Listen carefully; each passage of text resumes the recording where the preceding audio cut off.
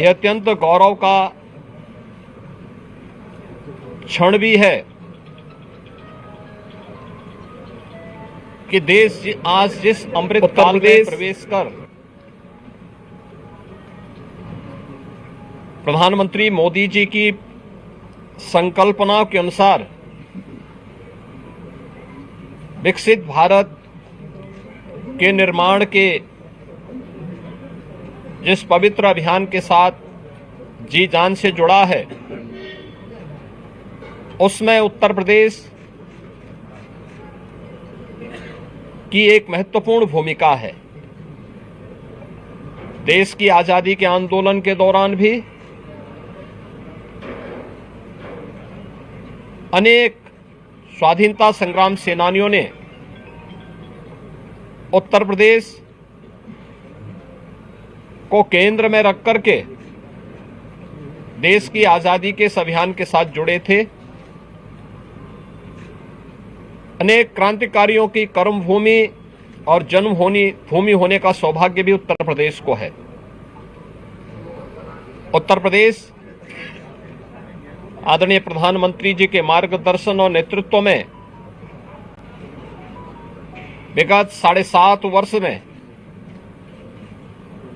विकास और सुरक्षा के नए प्रतिमान स्थापित किया है। विकास और सुरक्षा का, समृद्धि का, आस्था और आधुनिकता का जो संगम आज उत्तर प्रदेश के अंदर देखने को मिल रहा है, उसका रास्ता भी हमारे इसी विधानमंडल से प्रारंभ होता है। उत्तर प्रदेश विधानमंडल के शीतकालीन सत्र के अवसर पर सरकार उन सभी मुद्दों पर, क्योंकि यहां पे विधायी कार्य तो इस सत्र में होंगे ही, विधायी कार्य के साथ साथ अनुपूरक बजट भी इस सत्र में विधानमंडल के सामने आएगा। इसके अलावा जनता से जुड़े हुए और प्रदेश के विकास से जुड़े हुए माननीय सदस्यों के महत्वपूर्ण सुझाव और उनके मुद्दे भी, जो जनता से जुड़े हुए मुद्दे हैं, उन मुद्दों को भी सदन में रखने का एक सुनहरा अवसर माननीय सदस्यों के सामने है।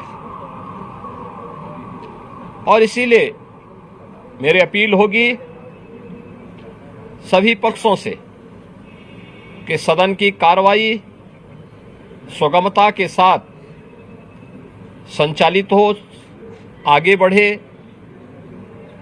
जनता से जुड़े हुए मुद्दे, विकास से जुड़े हुए मुद्दों पर एक सार्थक चर्चा हो।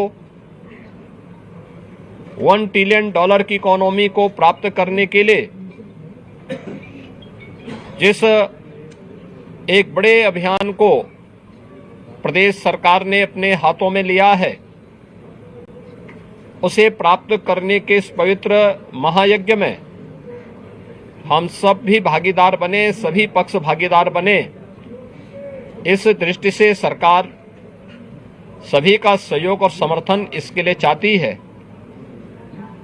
इसके साथ ही ये हमारे लिए गौरव का क्षण होगा जब 2025 में 13 जनवरी से 26 फरवरी के बीच में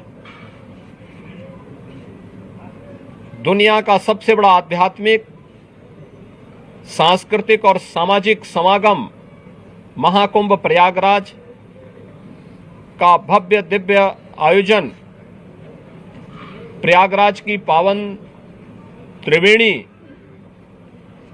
के पवित्र स्थल पर होने जा रहा है। इन सभी मुद्दों पर सरकार चर्चा करने के लिए सदन में तैयार है। और मेरी अपने विपक्ष के साथियों से भी यही आग्रह होगा कि वे सदन में तैयारी के साथ आएं, इन मुद्दों पर चर्चा करें। हर उस मुद्दे पर जो प्रदेश के हित में, नौजवानों के हित में, किसानों के हित में, महिलाओं के हित में, प्रदेश की समृद्धि और सुरक्षा के हित में होगा। सरकार उन हर मुद्दे पर चर्चा करने को तैयार है। आवश्यकता एक सार्थक बहस का मंच हमारा विधानमंडल बने, इसमें सबके सहयोग की भी अपेक्षा हम लोग रखते हैं। मैं एक बार फिर से शीतकालीन सत्र में सभी माननीय सदस्यों का हृदय से स्वागत करता हूं और विश्वास व्यक्त करता हूं कि उत्तर प्रदेश विधानमंडल लोकतंत्र के इस महत्वपूर्ण स्तंभ में कार्य सुगमता से संचालित हो रहा है और सार्थक मुद्दों पर चर्चा के लिए हमारा सदन जाने जाए। इस विश्वास के साथ मैं इस पूरे कार्यक्रम को सुगमता पूर्वक संचालन करने के लिए सबके सहयोग की भी हम लोग अपील करते हैं। धन्यवाद।